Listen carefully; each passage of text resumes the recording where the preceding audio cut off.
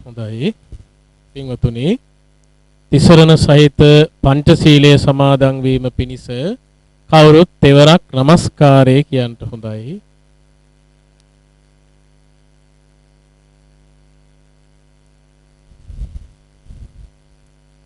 බුද්ධං සරණං ගච්ඡාමි ධම්මං සරණං ගච්ඡාමි සංඝං සරණං ගච්ඡාමි ဒုတိယံ පි බුද්ධං සරණං ගච්ඡාමි ဒုတိယံ පි ධම්මං සරණං ගච්ඡාමි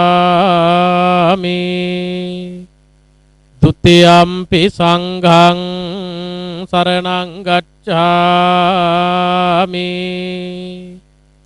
တတိယံ පි බුද්ධං සරණං ගච්ඡාමි တတိယံ පි ධම්මං සරණං ගච්ඡාමි တတိယံ පි සංඝං සරණං ගච්ඡාමි สารณากมนังสัมปุณนังปานาติปาตาเวรมณีสิกขาปดังสมาธิยามิอดินนาดานาเวรมณีสิกขาปดังสมาธิยามิกาเมสุมิจฉาจาราเวรมณีสิกขาปดังสมาธิยามิมุสาวาทาเวรมณีสิกขาปดังสมาธิยามิสุราเมรยมัจจปมาดัฏฐานาเวรมณีสิกขาปดังසමාදියාමි තිසරණේන සද්දින් පංච සීලං ධම්මං සාදුකං සුරක්ඛිතං කତ୍වා අප්පමාදේන සම්පාදේ තබ්බං දයි සාදු කියන්න සමන්ත චක්කවාලේසු අත්‍රා ගච්ඡන්තු දේවතා සද්ධම්මං මුනි රාජස්ස සුනන්තු සග්ග මොක්ඛදං ධම්ම ශ්‍රවණ කාලෝ අයං බදන්තා ධම්ම ශ්‍රවණ කාලෝ අයං බදන්තා ධම්ම ශ්‍රවණ කාලෝ අයං බදන්තා නමෝ තස්ස භගවතු අරහතෝ සම්මා සම්බුද්දස්ස නමෝ තස්ස භගවතු අරහතෝ සම්මා සම්බුද්දස්ස නමෝ තස්ස භගවතු අරහතෝ සම්මා සම්බුද්දස්ස සබ්බ පාපස්ස අකරණං උසලස්ස උපසංපදා සච්චිත්ත පරියෝධපනං ඒතං බුද්ධාන ශාසනං තේ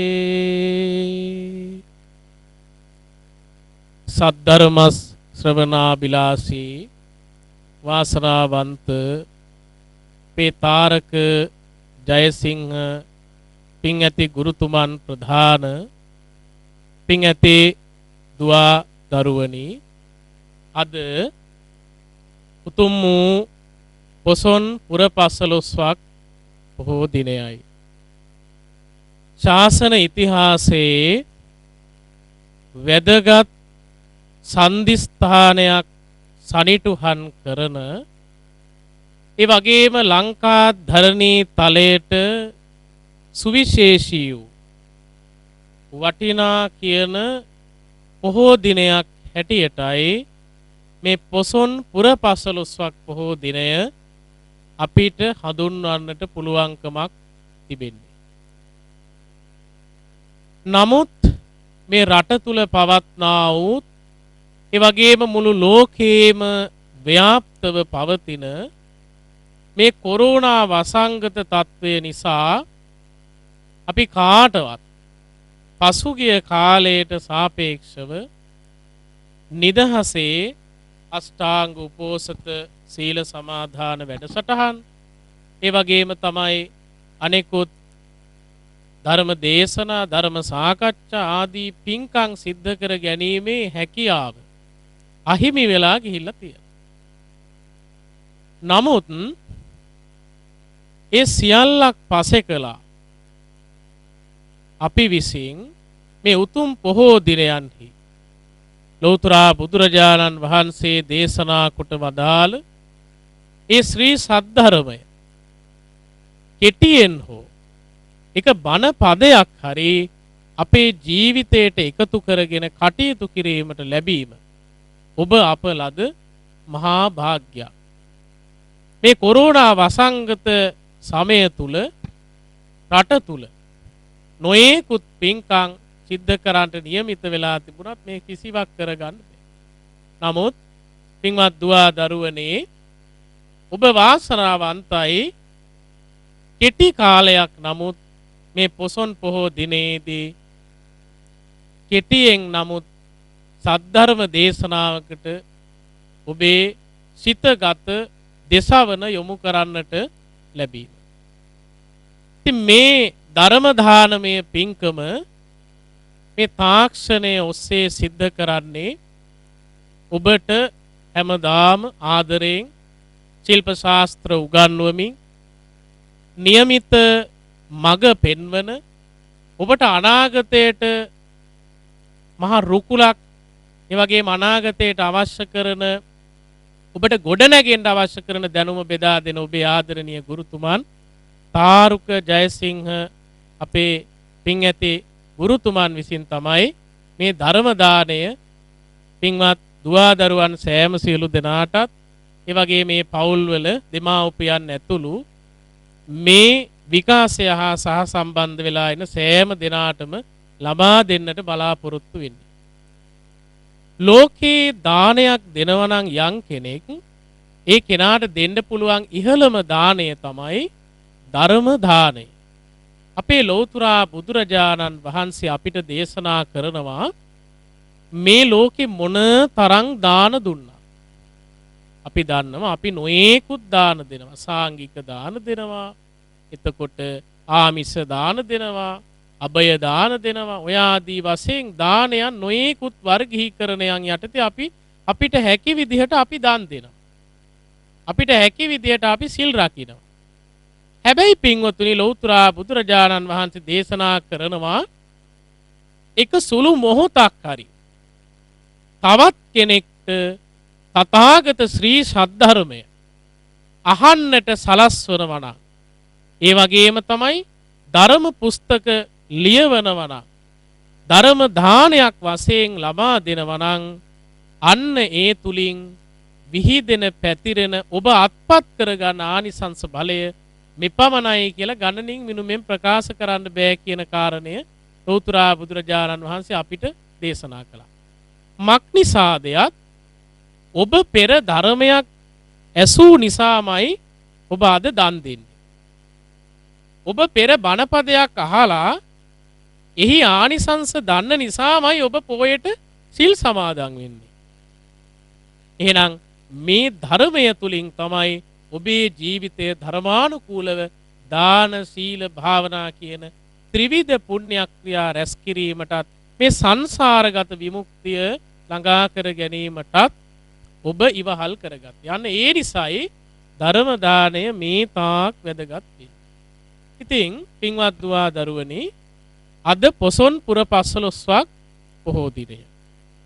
මේ පොසොන් පුරපසළොස්වක් පොහෝ දිනේ වැදගත්කම තමයි අපි අහලා තියෙනවා අපේ ලෞතර බුදුරජාණන් වහන්සේ පරිනිර්වාණයට පත් වෙලා වසර 236ක් ගිය තැන තුන්වෙනි ධර්ම සංගායනාව සිද්ධ කළා. තුන්වෙනි ධර්ම සංගායනාව සිද්ධ කළේ ධර්මාශෝක මහාධිරාජ්‍යගේ අනුග්‍රාහකත්වයෙන් මොග්ගලී පුත්තතිස්ස කියන මහරහතන් වහන්සේ විසින්. ධර්මාශෝක රජතුමා මේ බුදුදහම වැළඳ ගන්න කලින් ධර්මාශෝක අධිරාජ්‍යගේ ක්‍රියාකලාපය තමයි එතුමන් දික්විජය ප්‍රතිපත්තියයි ක්‍රියාත්මක කළේ. දික්විජය ප්‍රතිපත්තිය කියලා කියන්නේ කුමක්ද? රටවල් කුඩා කුඩා රාජ්‍ය තමන්ගේ යුද්ධ සේනා බලයෙන් අත්පත් කරගෙන තමන්ගේ අධිරාජ්‍ය විශාල කරගන්න එතුමන් කටයුතු කළා. ඉතින් මේ රජතුමා මෙහෙම යුද්ධ කරලා තමන්ගේ අධිරාජ්‍ය විශාල කරගන්න අතරේ අපි අහලා තියෙනවා කාලිංග යුද්ධය. ඔය කාලිංග යුද්ධය කියලා කියන්නේ ධර්මාශෝක රජතුමා සිද්ධ කරපු දරුණුතුම යුද්ධය. ඒ යුද්ධයෙන් විශාල දේපල හානියක් සිද්ධ වුණා. ඒ වගේම විශාල මනුස්ස ඝාතන සිද්ධ වුණා. සත්ව ඝාතන සිද්ධ වුණා. සමහර අය ජීවිතාන්තයේ දක්වා අතපය නැතුව කටයුතු කරන අබ්බඝාත තත්වයට පත් වුණා. සමහර අය තැන තැන වැටිලා තමන්ගේ ජීවිතය අයදින මොහොතවල් අවස්ථා තිබුණා. ඉතින් මේ යුද්ධයෙන් පස්සේ ධර්මාශෝක රජතුමා මහා ශෝකයට පත් වෙලා තමන් මේ කරන කාර්ය පිළිබඳ පසුතැවීමට පත් වෙලා කටයුතු කරන කාලයක් තිබුණා. මේ කාලේ දවසක් ධර්මාශෝක රජතුමා තමන්ගේ රාජමාලිගාවේ මතු මහන්තලයේ සිටින අවස්ථාවක දකිනවා ඊටාම සංසුන් ගමනෙන් සාමණේරයන් වහන්සේ නමක් පාරේ වැඩම කළා. මේ සංසුන් ඉදුරන් දැකලා මේ සාන්ත ගමන බිමන දැකලා රජතුමාගේ හිත මොහොතකට නිවෙනවා. ආදි පුරුෂයන්ට අඬ ගහලා කියනවා අර සාමණේරයන් වහන්සේ වහාම රජමාලිගාවට කැඳවන්න. ඉන්න අනතුරුව මේ සාමණේරයන් වහන්සේ රජමාලිගාවට කැඳෙව්වා. රජතුමා කියනවා ස්වාමීනි කැමති අසුනක වාඩි වෙන්න. සාමණේරයන් වහන්සේ වටපිට බැලුවා. රාජමාලිගාවේ තියෙන හොඳම ආසනය තමයි රාජාසනය. මොකද කළේ? නීග්‍රෝධ කියන මේ සාමණේරයන් වහන්සේ කියලා රාජාසනයේ වැඩ ඉඳලා අප්පමාද වර්ගයෙන් රජතුමාට ධර්මයේ දේශනා කළා. මේ අවුරුදු 7යි පුංචි රහතන් වහන්සේ බලන්න පොඩි වුණාට මේ ස්වාමීන් වහන්සේ තුල තිබෙන ඒ උතුම් වූ රහතන් වහන්සේ නමකගේ ගති, ඒ උන්වහන්සේගේ ප්‍රඥාව මහා අධිරාජ්‍යයේ ධර්මයට යොමු කළේ මේ කුඩා සාමණේරයන් වහන්සේ. ඉන්න අනතුරුව මේ ධර්මයේ ශ්‍රවණය කරලා එතුමන් ධාර්මික භාවයට පත් වෙලා අශෝක රජතුමා ධර්මාශෝක භාවයට පත් වුණා. ඊට පස්සේ මොග්ගලී පුත්තතිස්ස මහරහතන් වහන්සේ සමග කටයුතු කරමින් තුන්වන ධර්ම සංගායනාව සිද්ධ කළා. තුන්වෙනි ධර්ම සංගායනාවෙන් අනතුරුව එතුමන්ගේ සංකල්පයකට අනුව ධර්මාශෝක රජතුමා කල්පනා කළා මේ බුද්ධාගම එහෙමත් නැත්නම් ලෞතර බුදුරජාණන් වහන්සේගේ ධර්මය ඉන්දියාවට පමණක් සීමා කරන්න බෑ. ඒ නිසා මෙය ධර්මාශෝක රජතුමාගේ හිතවත් රාජ්‍යයන් උදෙසා ව්‍යාප්ත කරන්න ඕන ධර්ම දූත කටයුත්තක් සිද්ධ කරන්න ඕනේ කියලා සංකල්පනාවක් ඇති වෙලා රටවල් 9කට ධර්ම දූතයාණන් වහන්සේලා පිටත් කරලා ඇරියා. අපේ ලංකාවටත් බුද්ධාගම ලැබුණේ නැත්නම් ලෞතර බුදුරජාණන් වහන්සේගේ ධර්මය අපට ලැබුණේ මෙන්න මේ ධර්මාශෝක රජතුමාගේ මේ ධර්ම ප්‍රචාරක කටයුත්තේ ප්‍රතිඵලයක් වශයෙන්. ඉතින් තමන්ගේ ආදරණීය එකම පුතා මහින්ද කුමාරයා මහාන කළා. අපේ මිහිඳු හාමුදුරුවෝ කිව්වේ උන්වහන්සේට. ඒ වගේම සංඝමිත්තා දියණිය සංඝමිත්තා මහරහත් තෙරණිය බවට පත් වෙලා ලංකාවට වැඩියා. එතුමන්ගේ ආදරණීය දියණිය. ඉතින් මේ ධර්ම ප්‍රචාරක කටයුත්තේ නිරත වන අතර මිහිඳු මහරහතන් වහන්සේ විසින් අද වගේ පොසොන්පුර පසළොස්වක පොහොය දිනයක තමයි දුවේ පුතේ ලංකාවට බුදුදහම අරගෙන උන්වහන්සේ වැඩම කළේ. අපි අහලා තියෙනවා ඒ කාලේ වෙනකොට ලංකාවේ රාජ්‍ය සිද්ධ කළේ දේවානම්පියතිස්ස රජතුමා. මේ දේවානම්පියතිස්ස රජතුමා මුවදඩේ මේ යමින් තමයි සිටියේ. ඉතින් ඒ අවස්ථාවේදී මේ ශ්‍රමණ පිරිස මුවා පිටුපස පන්නාගෙන යන අවස්ථාවේදී දැක්කා. මිහිඳු මහරහතන් වහන්සේ කතා කළා 30 ඔහොම නවතින්න. රජුරු එක පාරට තුෂ්ණිම්භූත භාවයට පත් වුණා, බය වුණා. රජ කෙනෙක්ට නම කියලා කතා කරන්න පුළුවන් කෙනෙක් මේ ලංකාවේ නන්නේ. රජ කෙනෙක්ට කවදාවත් නම කියලා කතා කිරීමේ හැකියාවක් නැහැ. රජතුමා බිය වුණා, මට වැඩිය උසස් කෙනෙක් කවුද ඉන්නේ? ඔළුව උස්සලා උඩට බලනකොට රශ්මි මාලාවන් බබළුවමින් මිහිඳු මහරහතන් වහන්සේ ප්‍රමුඛ ඉත්තිය, උත්තිය, සම්බල, බද්දසාල, සුමන සාමණේර, පණ්ඩුක උපාසක කියන මේ ධර්ම දූත පිරිස අම්බස්තලයේ වැඩ ඉන්නවා. ඉන් අනතුරුව දේවානම්පියතිස්ස රජතුමා ප්‍රශ්නයක් අහන, ඔබලා කවුරුන්ද? මිහිඳු මහරහතන් වහන්සේ පිළිතුරු දෙනවා, සමනාමයං මහරජ ධම්මරාජස්ස ශාවකා තවේව අනුකම්පාය ජම්බුදීපා ඉදාගතා. සමනාමයං මහරජ, මහරජතුමනි, අප ශ්‍රමණයන් වෙමු ධර්මරාජයාණන් වහන්සේගේ. ධර්මරාජයාණන් වහන්සේ කිව්වේ අපේ බුදුහාමුදුරුවෝ, අපේ බුදුහාමුදුරුවන්ගේ සංඝ පරපුරෙන් පැවතෙන ශ්‍රමණයෝ අපි.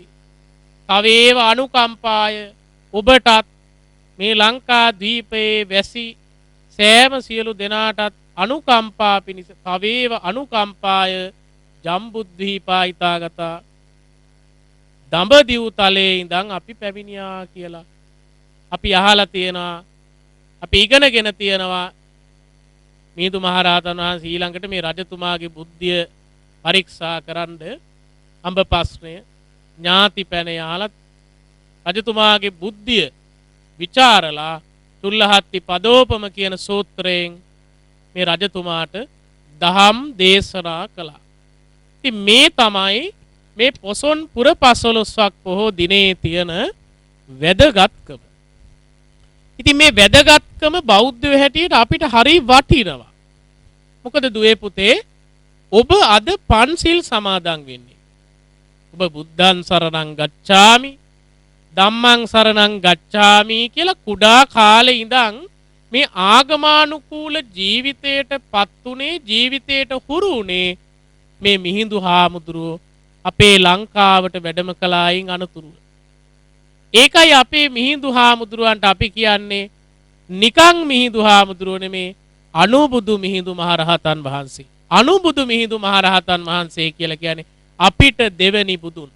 අපේ බුදුහාමුදුරුවෝ ගෞතම බුදුරජාණන් වහන්සේ. උන්වහන්සේගෙන් පස්සේ අපිට ධර්මය දායාද කළේ, අපිට දහම ඉගැන්නුවේ, අපිව බෞද්ධ සංස්කෘතියකට නැඹුරු කළේ අපේ මිහිඳු මහරහතන් වහන්සේ. ඒ නිසා මව්කුස තුල ඉන්නා කාලයේ පටන් මිය යන මොහොත දක්වාම අපේ ජීවිතේ අපි ඉපදෙන්න ඉන්නකොට මාස 7න් අපේ අම්මා අපිට අඟුලිමාල පිරිත දේශනා කරනවා. අපි මෙලව එළිය දැකලවත් නැහැ. ඒ වගේම තමයි අපේ ජීවිතේ මොණයන් හෝ මේ මංගල කාරණයක් සිද්ධ වෙන අවස්ථාවක, සුබ මොහොතක, ඒ වගේම තමයි අපේ ජීවිතේ කවදා හරි මේ ආයුෂ අවසන් වෙලා මේ ලෝකෙන් චුත වෙලා යන මොහොතක් වෙනවා. අන්න ඒ අවස්ථාවේදී අපි ආගමානුකූලවයි හැසිරෙන්නේ. අන්න ඒ කියන ශික්ෂණය, අන්න ඒ කියන විනය, ඔය හැම දෙයක්ම අපිට ලබා දුන්නේ කවුද? මේ මිහිඳු හාමුදුරුවන් වහන්සේ අපට දුන්න ධර්ම දායාදය තුලින්. ඒ නිසායි බෞද්ධයෝ හැටියට වෙසක් පෝය වගේම මේ පොසොන් පෝයත් අපි අපේ ජීවිතවල වැදගත්ම පොහෝ දිනයක් කියලා සමරන්නට අවශ්‍ය වෙන්නේ, සිහි කරන්න අවශ්‍ය වෙන්නේ. ඉතින් කෙටි වේලාවක් නමුත් ධර්ම දේශනාවක් සිද්ධ කරන්නට මම මාතෘකා කරගත්තේ සබ්බ පාපස්ස අකරණං කුසලස්ස උපසම්පදා කියන මාතෘකා ගාථාව. මේ ලෝකේ පහළ වුණා වූ සියලුම බුදුවරයාණන් වහන්සේලා මතුවට මේ ලෝකයට පහළ වන සියලු බුදුවරයාණන් වහන්සේලා සියලු දෙනා වහන්සේලාගේම එකම අනුශාසනාවක් තියෙනවා. අන්න ඒ අනුශාසනාව තමයි ඉහත ධර්ම මාතෘකා කරගත්තේ. සබ්බ පාපස්ස අකරණ. ඔබේ ජීවිතයේ තියෙන සියලු පව් දුරු කරන්න. ඔබේ ජීවිතයේ තියෙන සියලුම පව් දුරු කරන්න. කුසලස්ස උපසම්පදා. කුසල් දහම් වඩා ගන්න. දැන් අපි බලමු පව් කියලා කියන්නේ මොනවද? සබ්බ පාපස්ස සියලු පව්. පව් කියලා කියන්නේ දුවේ පුතේ සිත, කය, වචනය කියන තුන්දොර අපිරිසිදු කරගෙන යම් කෙනෙක් ක්‍රියාවක් කරනවා නම් මොනියම් හෝ අන්න ඒ ක්‍රියා මොනවද? අන්න ඒවට කියනවා පව්කම් කියලා. පව් කියලා කියන්නේ සිත, කය, වචනය අපිරිසිදු වීම තුලින් කරන ක්‍රියා. දැන් ප්‍රාණඝාතය, ඒ වගේම සොරකම් කිරීම, කාමයේ වර්ධවා හැසිරීම, මත්පැන් මත්ද්‍රව්‍ය ආදිය බොරු කීම, කේලම් කීම, පරුස වචන කීම, ඔය කියන හැම දෙයක්ම අයිති වෙන්නේ පව් කියන කොටසට. සියලු පව් දුරු කරන්න ඕන. ඒ වගේම තමා කුසලස්ස උපසම්පදා. අපේ ජීවිතේ අපිට හැකි හැම අවස්ථාවකම පින් දහම් ටික සිද්ධ කරගන්න ඕන. කුසලස්ස උපසම්පදා. සචිත්ත පරියෝ දපන. තමන්ගේ සිත දමනය කරගන්න ඕන. ඒතං උද්ධාන ශාසන. මේක තමයි සියලු බුදුවරයාණන් වහන්සේලාගේ උතුම් වූ දේශනාව අනුශාසනය. දැන් සමහරු හිතනවා අපේ ගෞතම බුදුහාමුදුරුව පිරිනිවන් පාලා දැන් අවුරුදු 2500කට අධික කාලයක් ගත වුණා. දැන් ගෞතම බුදුහාමුදුරුවන්ගේ බණ නම් ටිකක් පරණයි.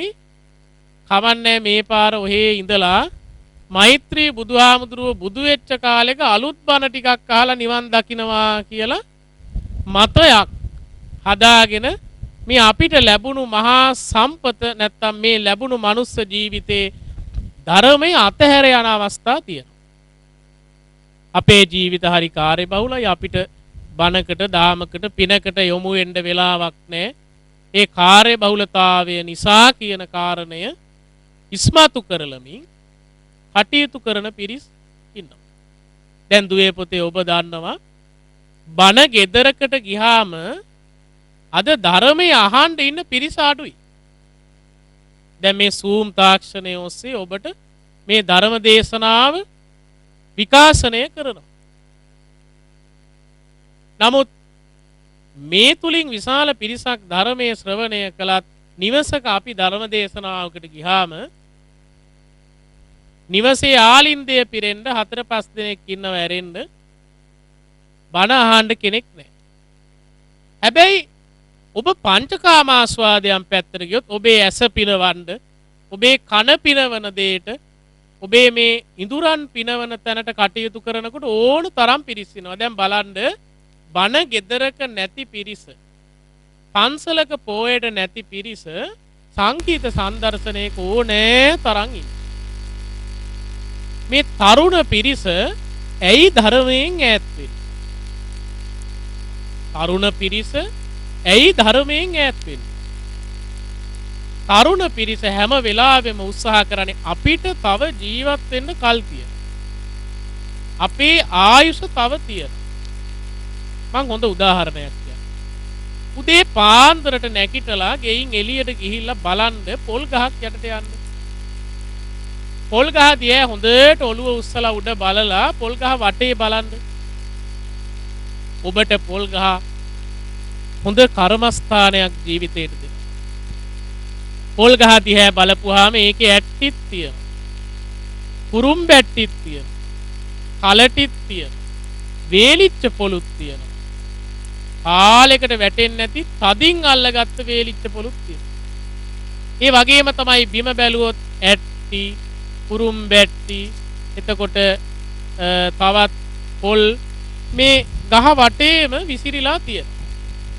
ටිකක් කල්පනා කරලා බැලුවද මේ මනුස්ස ලෝකේ මිනිස්සුන්ගේ ජීවිතත් ඔය වගේ. අපි හිතාගෙන ඉන්නවා මේ ලෝකේ පරමායසම වින්දනය කරලා අපි මැරෙයි කියලා. නමුත් පින්වතුනි පරමායස වින්දනය කරන්න අපිට අවස්ථාවක් නැති වෙන්න පුළුවන්. අපේ ආයුෂ අපිට කවුරුවත් පුරෝකථනය කරන්න බෑ, කලින් කියන්න බෑ මෙච්චරක් ආයුෂ අපිට තියෙනවා කියලා. ඒ නිසා අද එයිමරු පින් කරගන්න. මාරයා කියන කෙනා, මරණය කියන කෙනා අපිට කොයි වෙලාවෙ එයිද කියලා කියන්න බෑ. ඒක වයසට ගිහින් වෙන්න පුළුවන්. එහෙම නැත්නම් තරුණ කාලේ වෙන්න පුළුවන්. එහෙම නැත්නම් මව් කුස තුලදී වෙන්න පුළුවන්. ඉපදිලා අවුරුද්දක් දෙකක් ගිහින් වෙන්න පුළුවන්. ඔය කුමන හෝ අවස්ථාවකදී මරණය එනවා. ඒ නිසා පළමුවෙන්ම මැරෙනවා කියන එක හිතේ තියාගෙන කටයුතු කරන්න ඕන. මේකෙදි කියන්නේ නෑ ඉගෙන ගන්න එපා, අසාවල් කරන්න එපා, විවාහ වෙන්න එපා කියන එක නෙමෙයි මේ කියන්නේ. මරණය කියන ධර්මතාවය අපේ ජීවිතවලට එනවා කියන එක පළමු කොට මනාව සිහියට ගත යුතුයි. ඒ අරගෙන මැරෙනවා කියලා හිතාගෙන අපිට පුළුවන් විදිහට අර බුද්ධ දේශනාවට අනුව අපේ අතින් වන පව්කම් ටික දුරු කරලා කුසල් දහම් ටික වඩාගෙන කටයුතු කරන්න උත්සාහ ගත යුතුයි. දැන් සමහරු කියනවා කූඹියෙක්, මැස්සෙක්, මදුරුවෙක් මරුවට නම් එච්චර පවක් නැහැ කියලා. නමුත් කූඹියා පොඩි සතා කියලා ප්‍රාණඝාතේ අකුසලය පොඩි වෙන්නේ නැහැ. මිනිස්සෙක් ඝාතනය කළත්, ලොකු සතෙක් ඝාතනය කළත්, කූඹියෙක්, මදුරුවෙක් ඝාතනය කළත් පවමයි. ඒ නිසා සියලු පව් දුරු කරනවා කියලා කියන්නේ ඔබේ අතින් වෙන කුඩා පවා දුරු කරන්න ඕන. මොකද පින්වතුනි, පින්වත් දුවා දරුවනේ, කලයක් පිරෙන්නේ වතුර බිඳුව එකතු වෙලා. අන්න ඒ වගේ තමයි අපි කරන පව් ටික එකතු වෙලා තමයි අපිට පඩිසන් දෙන්න ගන්න. පව පඩිසන් දෙන්න පුළුවන්. මේ ජීවිතේ පුළුවන්, ඊළඟ ජීවිතේ පුළුවන්. නැත්තම් සංසාරේ කොයි හෝ අවස්ථාවකදී මේ පව කියන එක අපිට විපාක දෙන්න පුළුවන්. පිනත් ඒ වගේම. ඒ නිසා මේ වෙලාවේ මේ පොසොන් පොහොය දිනේදී මේ කරුණ හිතට ගන්න. තමන්ගේ ජීවිතේ කොයි වෙලාවෙ නැති වෙයිද කියන එක සිහිපත් කරගෙන සියලු පව් දුරු කරලා පුළුවන් විදියට කුසල් දහම් ටික වඩා වර්ධනය කරගෙන සිත දමනය කරමින් කටයුතු කරන්න කියලා අනුශාසනා කරනවා. ඒ වගේම තමයි තමන්ගේ අධ්‍යාපන කටයුතු ටික. දැන් මම හිතන්නේ මේ ධර්ම දේශනාව ශ්‍රවණය කරනවා 6 වසරේ සිට උසස් පෙළ වසර දක්වාම අධ්‍යාපනය ලබන ශිෂ්‍ය ශිෂ්‍යාවන්, දුවා දරුවන්, දූ පුතුන් අපි. ඉතින් ඔබලා කල්පනා කරන්න ඔබට මේ ලැබිලා තියෙන අවස්ථාව මහා වටිනා අවස්ථාවක්. මීට අවුරුදු 30 40කට 50කට 60කට කලින් අධ්‍යාපන මට්ටමට වඩා, අධ්‍යාපන තාක්ෂණයට වඩා අද ඔබ තාක්ෂණය අතින් ඉහළයි. මම තොරතුරු තාක්ෂණය තමයි අපේ තාරක ගුරුතුමන් මේ දුවා දරුවන්ට ශිල්ප ශාස්ත්‍ර හැටියට ලබා දෙන්නේ. ඉතින් මේ තාක්ෂණය කියන එකට යොමු වීමට ලැබීම ඔබලාද භාග්‍යය. ඒ නිසා මේ ඉගෙන ගන්න කාලේ ඒ දෙයට විතරක් අපේ හිත යොමු කරන්න අපි උත්සාහවන්ත වෙන්න ඕනේ. මොකද අධ්‍යාපනය ලබන කාලේ අධ්‍යාපනය ලැබුවේ නැත්තම් අචරිත්වා බ්‍රහ්මචරියං අලද්ධා යොබ්බනේ දනං ගින්න කොඤ්ඤාව ඥායන්ති කීන මජ්ජේව පල්ල. බඹසර නොයස තරුණ වියේදී ධනය උපයා නොගත් අය මසුන් නැතිවිලක මඩේ සිටින මහලු කොස්වාලිහිනියන් මෙන් පැවිති කියලා තමයි ධම්මපදයේ සඳහන් කරන්නේ. මේ තරුණ කාලේ ඉගෙන ගත්තේ නැත්නම් හොඳ රැකියාවක් කරන්න ලැබෙන්නේ නැහැ. හොඳ රැකියාවක් කළේ නැත්නම් ඔබගේ ආර්ථික තත්ත්වය හොඳ වෙන්නේ නැහැ. ඔබගේ ආර්ථික තත්ත්වය හොඳ නොවුනොත් ඔබට අනාගතයේදී සැපවත් ජීවිතයක් ගත කිරීමේ හැකියාව ලැබෙන්නේ නැහැ. දැන් බොහෝ දෙනෙක් අපි දන්නවා පාඩම් කරන්න හරි කම්මැලි. ගුරුවරු මේක කොටලා පොවන්න හැදුවත් මේ ශිල්ප ශාස්ත්‍ර සමහර අය ඉන්නවා හරිම අකීකරු. අපි දන්නවා ගුරුවරු නිතර උත්සාහ කරන්නේ ඔබට ඔවුන්ගේ දැනුම ලබා දෙන්න. ඒ අය කැමති නෑ කවදාවත් ඔබ අනාගතයේදී දුක් විඳිනවා දකින්න. ඔබේ දෙමව්පියෝ වගේම ඔබේ ගුරුවරු කැමතිත්. ඒ නිසා ඒ අය නිතර කියන්නේ ශිල්ප ශාස්ත්‍ර හොඳින් ඉගෙන ගන්න.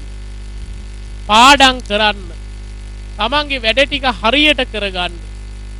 ජීවිතේ ජය ගන්න නම් එච්චරයි. ඔබට දැන් හම්බ කරන්න නෑ. ඔබට වෙන බාහිර වැඩ නෑ. ඔබට තියෙන ඔබේ දෙමව්පියෝ ඔබට අවශ්‍ය කරන කෑම බීම ටික, මිල මුදල් ටික, බේත් තේත් ටික, ඇඳුම් පැළඳුම් ටික ලබා දෙනවා. ඔබේ ගුරුවරයා ඔබට අවශ්‍ය කරන දැනුම ලබා දෙනවා. එහෙනම් ඔබට තියෙන එකම කාරණේ තමයි අධ්‍යාපනය හදාරන එක. ප්‍රසිද්ධ සංස්කෘත ශ්ලෝකයක් තියෙනවා. ඉගෙන ගන්න එක තරම් අමාරුවක් අපායවත් නැහැලු. අපි අහලා තියෙන අපායේ ගියාම විඳින්න වෙන දුක්. ඉගෙන ගන්න එකේ අමාරුව තරම් අමාරුවක් අපායෙත් නැහැලු. හැබැයි ඉගෙන ගත්තට පස්සේ ඒ විඳින සැප දිව්‍ය ලෝකෙත් නැහැ. ඇයි ඒ පින්වත්නි, පින්වත් දුවා දරුවනේ, ඉගෙන ගන්න කාලේ හරි අමාරුයි තමයි. කම්මැලිකම් හිතට එනවා. කම්මැලියගේ ගතිය තමයි දැන් උදේ වැඩි, දැන් දවල් වැඩි, දැන් රෑ වැඩි, දැන් ආහාර ගත්ත වැඩි, හෙට උදේම පාඩම් කරනවා කියලා ඔන්නෝම හිතනවා. ඒ කම්මැලියගේ කම්මැලි ගතිය, ඒ කම්මැලිකමට ගියොත් ඔබේ පිරිහීමයි, අලසකම කියන එක පිරිහීමයි. ඒ වගේම තමයි කල්ලි ගැහිලා රංචු ගැහිලා කතාබස් කරමින් රස්තියාදු ගහන්න ගියොත්, සමාජය තුල අනවශ්‍ය ලෙස හැසිරෙන්න ගියත් ඔබේ පිරිහීමයි. ඒ නිසා බුදුහාමුදුරුවෝ දේශනා කරනවා අලස බව දුරු කරන්න ඕන. නිද්දාශීලී සබාශීලී, නිදා ගන්න එක, නිතර නිදන සුළු භව. සබාශීලී කියලා කිය සමාජයේ එකතු වෙලා කතා බහ කරමින් තමන්ගේ කාලය නාස්ති කරමින් කරන කටයුතු. අපි දකින ඕන තරම් අපේ දුවා දරුවෝ ක්ලාස් එකක් ඇරුණාම, එන පන්තියක් ඇරුණාම රංචු ගැයි කාලය තමන්ගේ නාස්ති කරනවා. පාරවල් වල, නගරවල් වල, බස් ස්ටෑන්ඩ් වල, දුම්රිය ස්ථානවල නොයෙකුත් ආකාරයට කාලය නාස්ති කරනවා. මේ ගත වෙන්නේ ඔබේ වටිනා කාලය කියන එක ඔබ මොහොතකටවත් හිතන්න. ඒ නිසා ඉගෙන ගන්න එකේ අමාරුව අපායෙත් නෑ කිව්වා වගේ ඉගෙන ගන්න කාලෙට දුක් විඳලා ඉගෙන ගන්න. ඒ වගේම තමයි ඉගෙන ගත්තායින් අනතුරු ඒ ලබන සැප දිව්‍ය ලෝකෙත් නෑ කියලයි සංස්කෘත පඬිවරු කියන්නේ. ඒ නිසා විද්‍යා දදාති විනයං, තමන් ඉගෙන ගන්නා වූ විද්‍යාව, ශිල්ප ශාස්ත්‍රය ඔබට විනයක්, ශික්ෂණයක් ලබා දෙනවා. සමාජයේ ඕන තැනක ජීවත් වෙන්න හැකි ආකාරයට ඔබට මඟ පෙන්වා දෙනවා. ඔබ දියුණුවට පත් කරනවා. සමාජයේ උසස් පිළිගැනීමක් ලබා දෙනවා. ඒ නිසා දුවා දරුවනේ, මේ පොසොන් පුර 15ක් පොහෝ දිනේදී අදිෂ්ඨානයක් කරගන්න. තමන්ගේ ආධ්‍යාත්මික ජීවිතයේ දියුණුව ඇති කරගන්න ගමන් මේ ලැබපු මනුස්ස ජීවිතයේ මේ ගත කරන කාල සීමාව තුළ ඔබේ අධ්‍යාපන කටයුතු ටික මනාව සිද්ධ කරගන්න. දෙමව්පියන්ට කීකරු වෙන්න, ගුරුවරයාට කීකරු වෙන්න, කළගුණ දත් දරුවෙක් බවට පත් වෙන්න. අද අපි දකිනවා සමාජයේ බොහෝ දෙනා තමන්ට උපකාර කරපු අය ටික කාලයක් යනකොට අමතක කරනවා.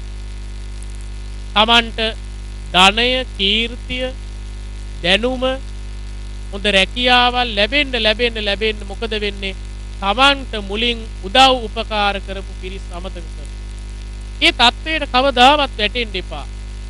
ඒ නිසා කළගුණ සැලකීමේ ගුණය දෙමව්පියන්ට ගුරුවරුන්ට ඇති කර ගනිමින් තමන්ගේ අධ්‍යයන කටයුතු සාර්ථකව සිදු කර ගන්නට උත්සාහවත් වන ලෙසත් අනුශාසනා කරලමින් ඉතින් මේ පොසොන් පුර 15ක් පොහෝ දිනේ නිමිති කර ගනිමින් මේ තාක්ෂණය ඔස්සේ ඔබට ධර්මය ඔබ කෙරෙහි අනුකම්පාවෙන් යුක්තව ධර්ම දානය ඉතා ස්වල්ප වේලාවක් වුණත් දහම් සිතුවිල්ලක් ඔබට ළඟා කර දීලා ඔබේ ජීවිතය යම්කිසි එක බණපදයකින් හරි වෙනස් කරලීමට උත්සාහ ගත්තේ ඔබට හැමදාම ආදරයෙන් ශිල්ප ශාස්ත්‍ර නොඅඩුව නොවලහා ලබා දෙමින් ඔබේ අනාගතයට මඟ කියන ඔබේ ආදරණීය ගුරුතුමන් කාරුක ජයසිංහ අපේ පින්වත් ගුරුතුමන් ප්‍රධාන කරගත් ඒ පවුලේ සෑම සියලු දෙනා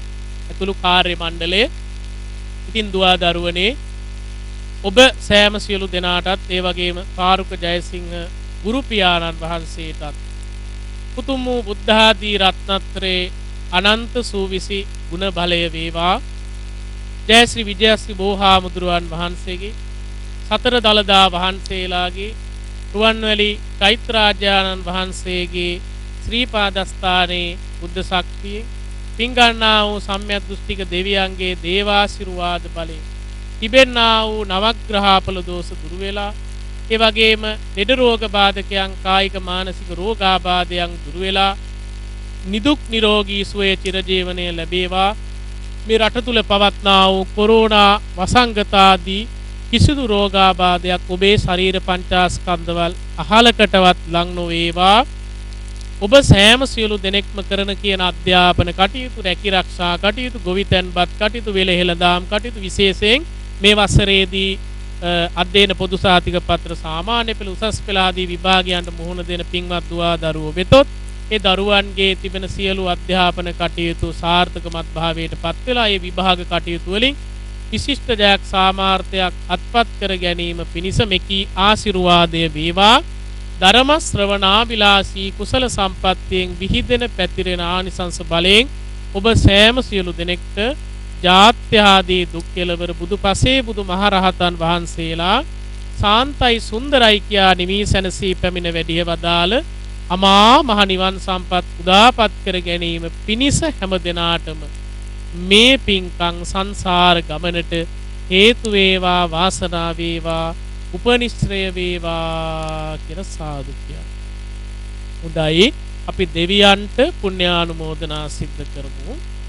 ආකාසට්ඨා ච බුම්මට්ඨා දේවා නාග මහිද්దికා පුඤ්ඤං තං අනුමෝදිත්වා චිරං රක්ඛන්තු ලෝක සාසනං. ආකාසට්ඨා ච බුම්මට්ඨා දේවා නාග මහිද්దికා පුඤ්ඤං තං අනුමෝදිත්වා චිරං රක්ඛන්තු දේශනං.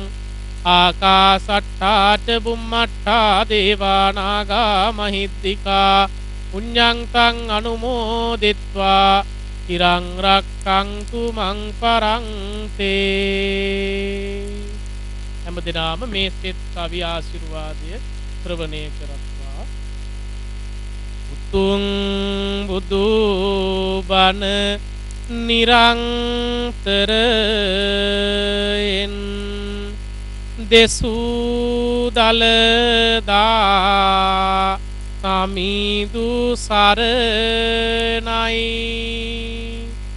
නුවන් සනහන කැලණි මියුගුළු සෑරදුන් සිලු මිනෙහි සරණයි සමන් ගිරහිස පහන් කරමින් තැබූ මුනි සිරි පතුලේ සරණයි නිවන් දක්නා ජාති දක්වා ඔබ සැමට තුනු රුවන් සරණයි. ගෙයින් පිට වී නැවත එනතුරු ඔබට මුනි ගුණ පිහිට වේවා.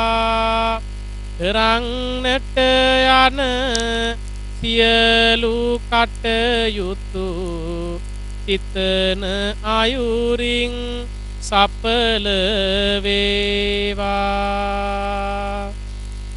මෙයින් මතු කරදරද උවදුරු ඔබේ දිවියට ලං නොවේවා. බුදුන් දම් සඟ වනේ බලයෙන් සදාකල් සෙත් දී රකීවා. අභිවාදන සීලිස්ස නිච්ඡං වද්දාපචායිනෝ චත්තාරෝ ධම්මා වඩ්ඩಂತಿ ආයුවන්නෝ සුඛං බලං.